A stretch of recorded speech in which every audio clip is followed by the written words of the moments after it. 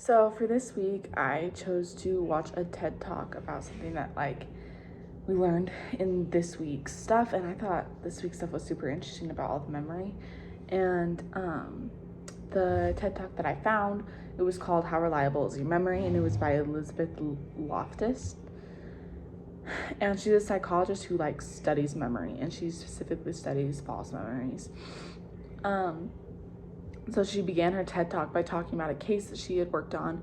And in this case, there's a man, his name is Steve Titus, and he is 31 and he's engaged. And him and his fiance are about to go on a romantic dinner date. And on their way, they're pulled over. And the police officer tells them that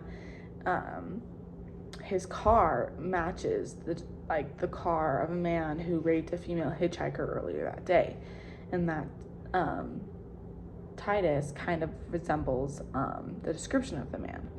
And so the police take him in and they put him on trial. And first they take his picture and then put it in the lineup, and the victim's like, yeah, he looks the closest to who raped me. And then so they take him and they put him on trial, and the victim testifies, and she goes, I'm positive it was him.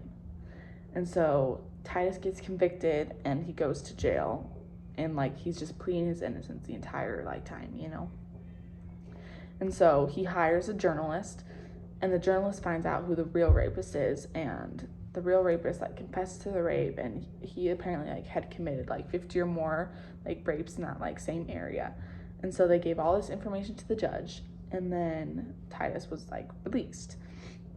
And so Loftus was put on the case to figure out how the woman went from saying he's the closest to this is the man who did it.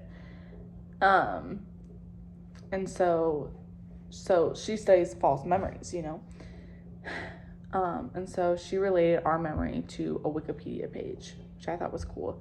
She was saying that we can go we usually think that our memory is a video recorder, and it just records exactly what happened, and when we want to remember that, we just retrieve that video recording almost and just see what happens again.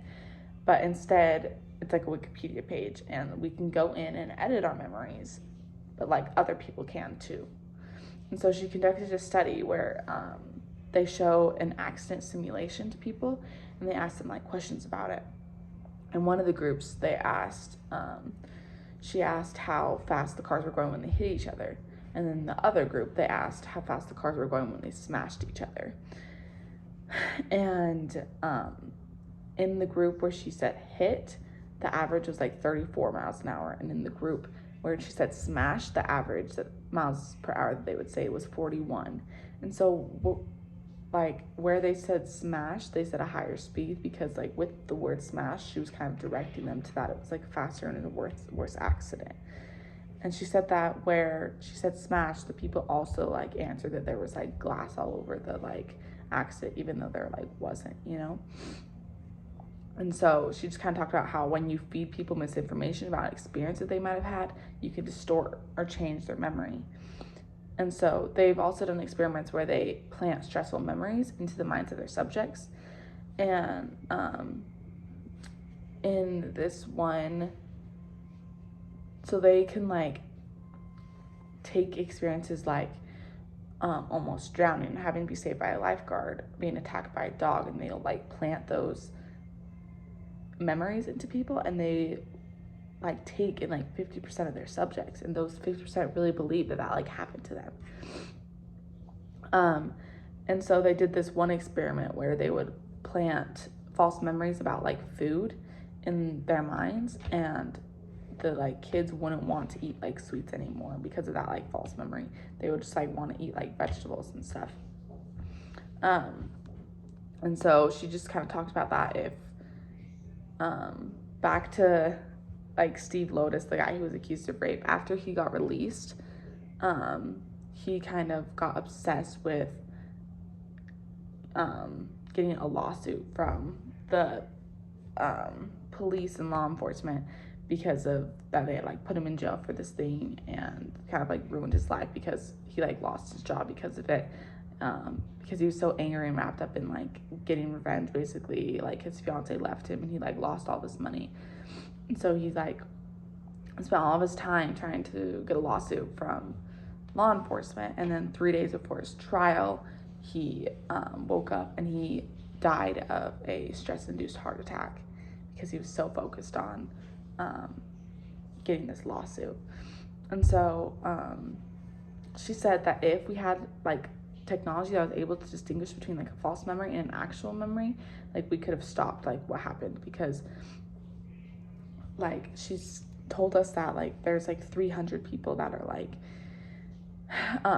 put into like prison and are falsely accused, and like 75% of them is because of false memories. So if we were able to determine whether it's an actual memory or false memory, like you could not put innocent people in jail for something they didn't do.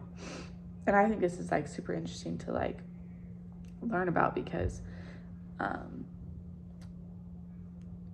I feel that like a lot of people have false memories, but they don't know, but they've just kind of been like altered by other people and they just don't know that they have it. So they like kind of talk about these memories, but they kind of sound a little bit off, you know, but it's probably just because it's been like altered by other people. And so my question is, for you guys, is if you think that like you have any false memories, and like if your parents have like told you anything that like keeps you from doing certain things because they like planted a false memory in like your head, and if you have any like stories with that. So yeah, thanks for watching.